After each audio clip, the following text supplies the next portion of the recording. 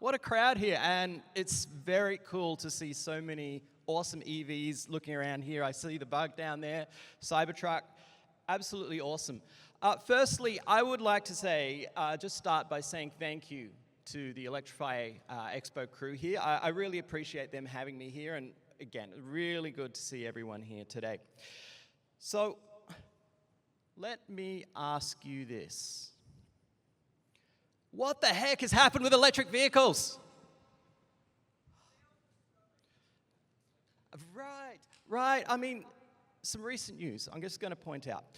Tesla cut the entire supercharger team. Ford pushes back rollout on some pickup trucks and SUVs.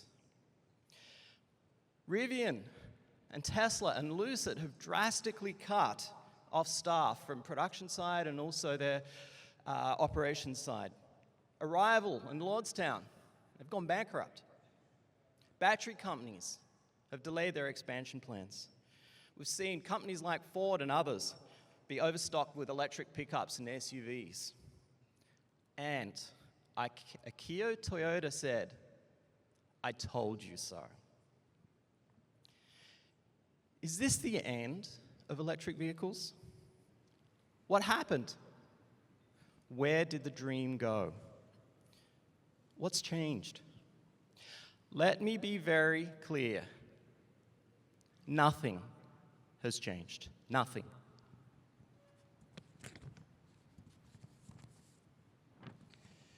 But obviously it has, you say. No, it hasn't. Let me explain why. For decades, people have been thinking about how to drastically reduce pollution in transportation. This was kind of a dream of zero emissions and drastically reducing our reliance on oil and gas. As we all know, the drilling and consuming of which has been responsible for countless wars, stock market volatility, pollution, and human greed and suffering.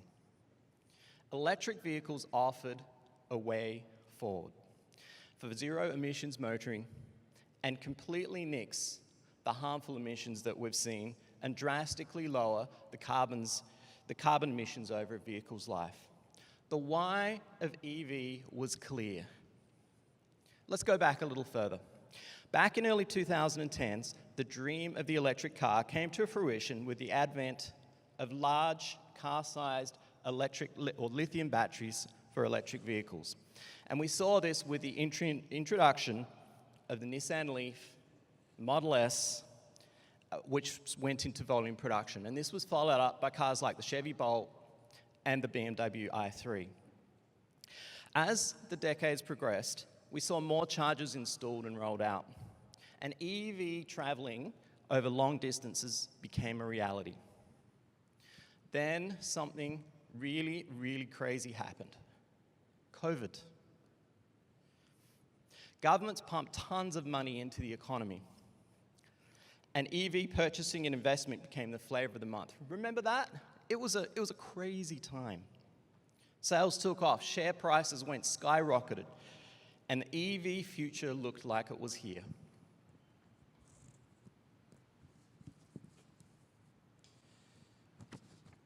What happened? Tesla became a $1 trillion company. Ford had hundreds of thousands of pre-orders for their F-150 Lightning, and they weren't alone. Every OEM had massive orders. EVs sold at dealers for $10,000 over list when you could get them. Governments mandated EV sales. Chargers were rolled out at breakneck speeds.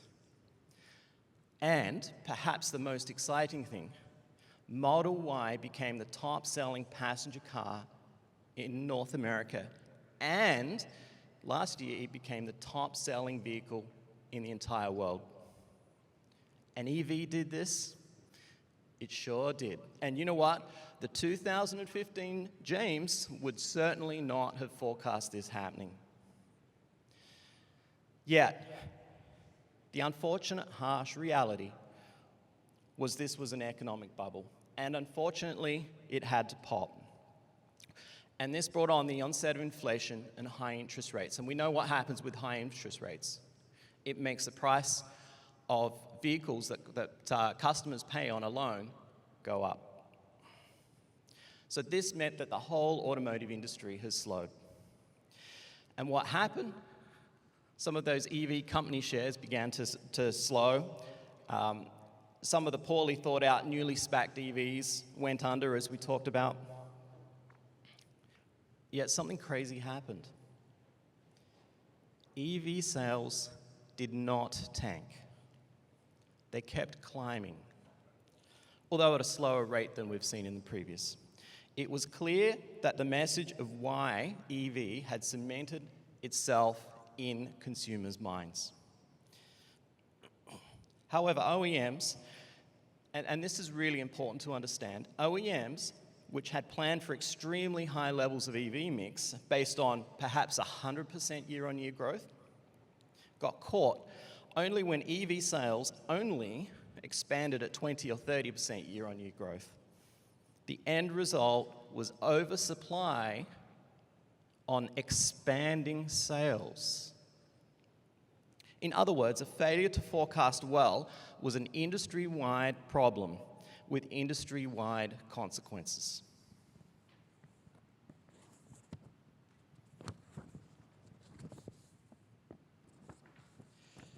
Yet let's remember how far EVs have come.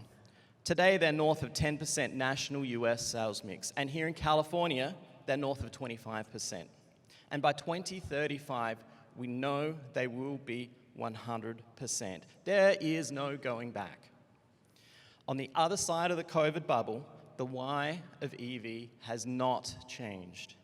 In fact, the dream of clean air, lower transportation carbon emissions, and less reliance on oil and gas is still there. Just that today we are far closer to that dream than we were 10 years ago. In other words, nothing has changed, except that the dream is now becoming a reality, albeit with a few bumps in the roads. Now, I want to talk about something that's a little bit controversial. I want to talk about hybrids.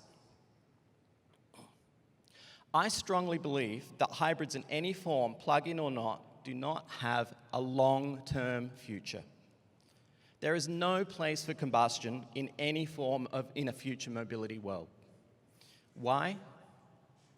Because whatever way you slice it, they're still going to produce copious amounts of tailpipe emissions that form poisonous smog and create climate-destroying greenhouse gases. They'll still be expensive to run and maintain, and they'll still drive like crap. Yet, unfortunately, the current promotion of hybrids by some OEMs as a long-term play is designed to put off the inevitable transition to electric, and in my books, that's selfish. Even today, there are few circumstances or use cases where a hybrid could be recommended above an EV. What's more, investment by OEMs that is going into hybrid today is what one commentator has said is pure folly. There is no investment return here.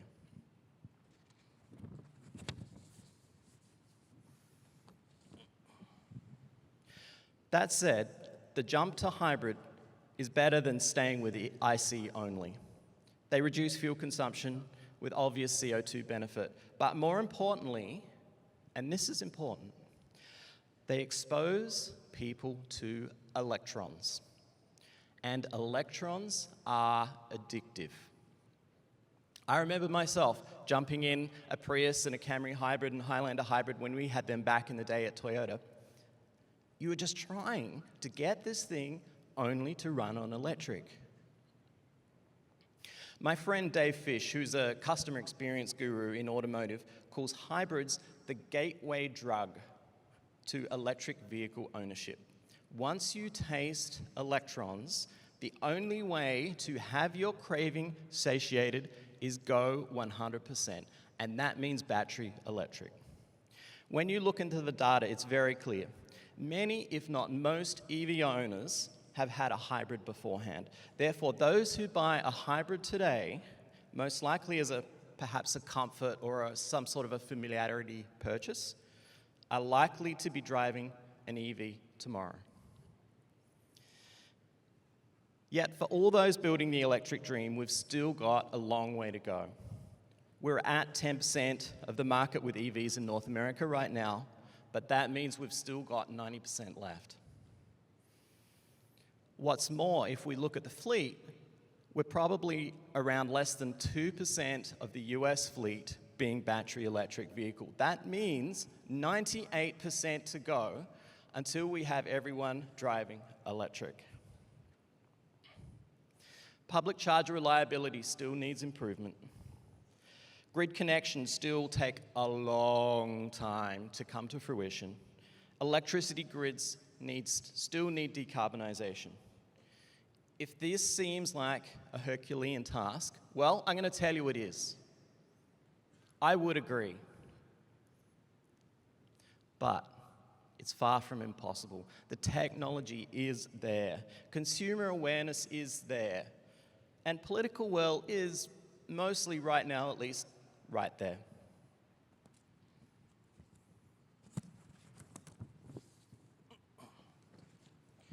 So, just to sum up here, I'm going to ask you a question. How do you eat an elephant?